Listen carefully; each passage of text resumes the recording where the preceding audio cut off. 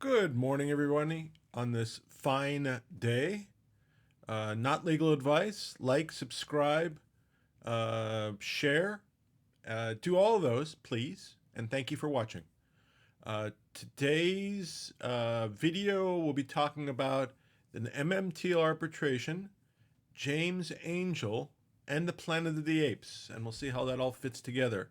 It may not all fit together, but that's kind of where we go.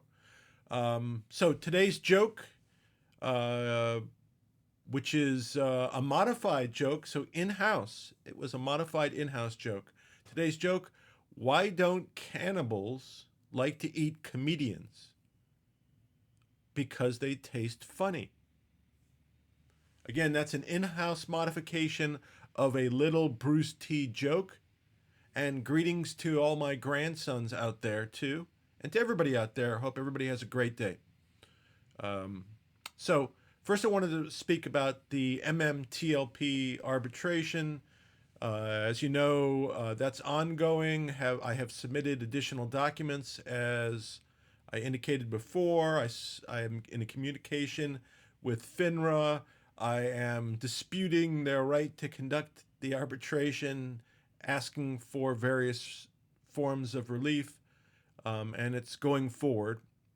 The file is marked as expedited, so I asked that it be expedited, and you can get an expedited hearing if it goes there. If you have certain health reasons or if you're a senior, so there is a basis, and that will expedite the proceedings to obviously make them go faster. We shall see if that's accepted. I resubmitted documents about the fee waiver, and we will see about that also.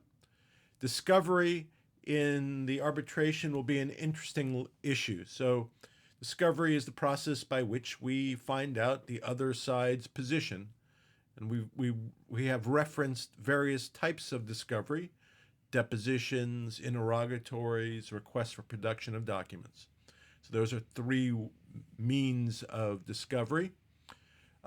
In these FINRA controlled or specified arbitrations, there is an agreed upon form of discovery that's an exchange of documents, and there's document lists that reference various categories of documents that should be explained.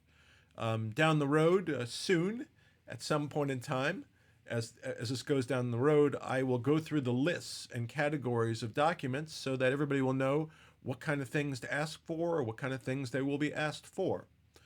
Beyond that, and I'll submit the list also when it gets to that point in time, and I'll submit a list of what I asked for so you all know. Parties are expected to act in good faith as to discovery. I don't know why parties who acted in bad faith before would act in good faith, but that's the obligation. And by the way, during an arbitration, there can be motions and everything like in court proceedings. It's just done in a more informal environment, and the time frames are different.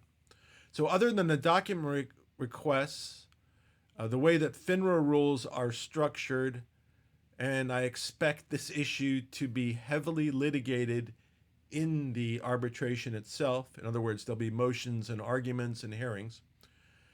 The issue of interrogatories and depositions. So there's various reasons by which you might be able to get them, but in my case, so there were four different categories. I'm not going to go through the categories except for the last one here.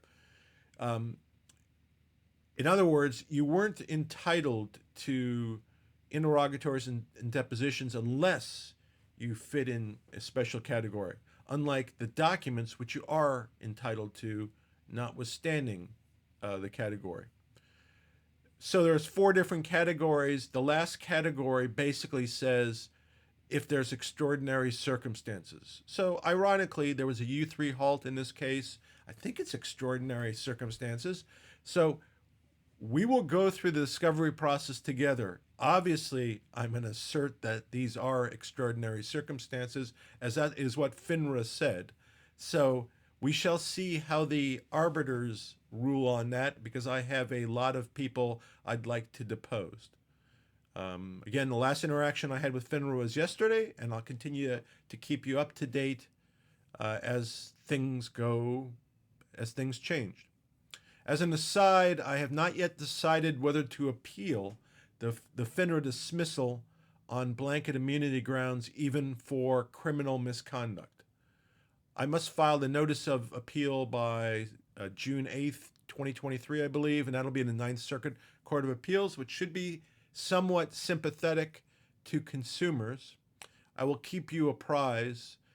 Whether I file the appeal or don't, that does not impact my Fidelity arbitration. And as an aside, and because I know we've spoken about all kinds of different things that are going on, an arbitration does not have to be completed. It can be terminated at the agreement of parties, or I guess theoretically it could be dismissed by the bringer, but then there might be some negative ramifications. Lots of discussions are going on in the background, and I've repeated that.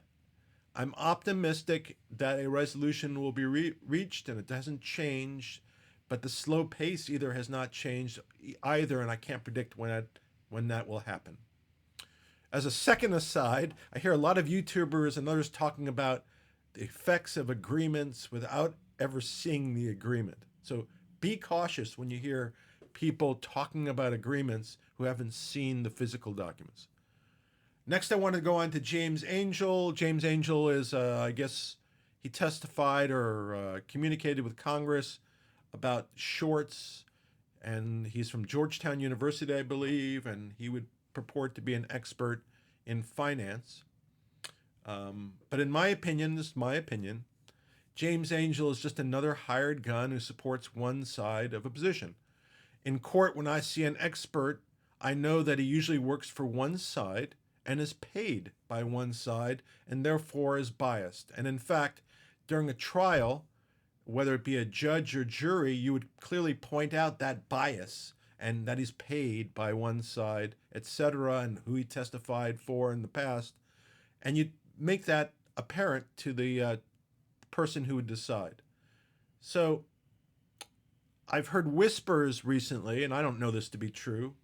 Because I haven't studied it, and I'm not offering it for this purpose. But some people have questioned Mr. Angell's credentials, or that his positions have been misstated. And I think some of them asserted that he's done it under penalty of perjury, but I don't know any of that to be true. But what's interesting is I was involved in one case over 35 years ago.